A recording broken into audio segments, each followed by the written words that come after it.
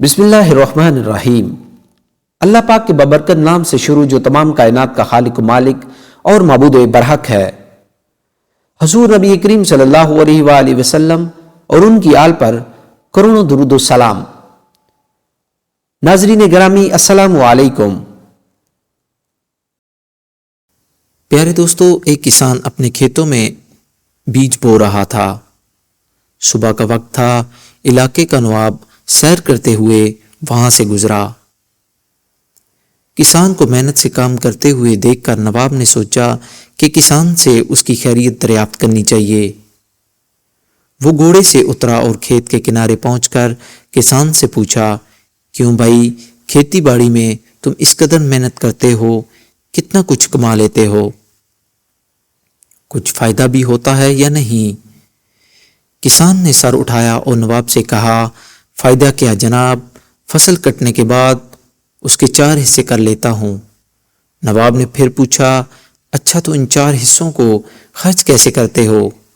کسان نے جواب دیا، ایک حصہ تو حکومت کے ٹیکس میں چلا جاتا ہے، دوسرا حصہ قرض چکانے میں ختم ہو جاتا ہے، تیسرا حصہ ادھار دیتا ہوں اور باقی چوتھا حصہ یوں ہی لٹا دیتا ہوں۔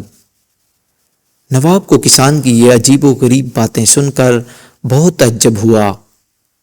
حیرت سے پوچھا، تمہاری باتیں میری سمجھ میں نہیں آئیں، صاف صاف بتاؤ، تم قرض چکاتے بھی ہو اور دیتے بھی ہو، ایسا کون سا قرض ہے جو ہر فصل پر ادا کرتے ہو اور پھر بھی ختم نہیں ہوتا، اور وہ کون ہے جسے تم ہمیشہ قرض دیتے ہو اور پھر 1/4 رقم تم یوں ہی اڑا دیتے ہو؟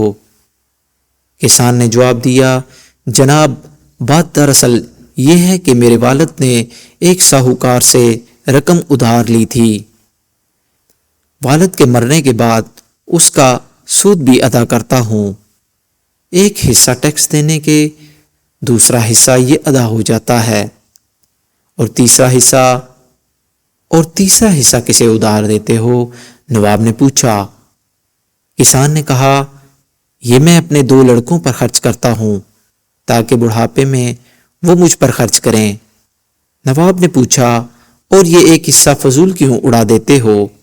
کسان نے کہا، میری ایک لڑکی بھی ہے، آپ کو پتہ ہے کہ آج کل جہیز کے بنا شادی نہیں ہوتی، اور جہیز ایک فضول رسم ہے، چوتھا حصہ اس کے جہیز کے لیے رکھتا ہوں، میری نظر میں یہ رقم لٹانا ہی ہوا۔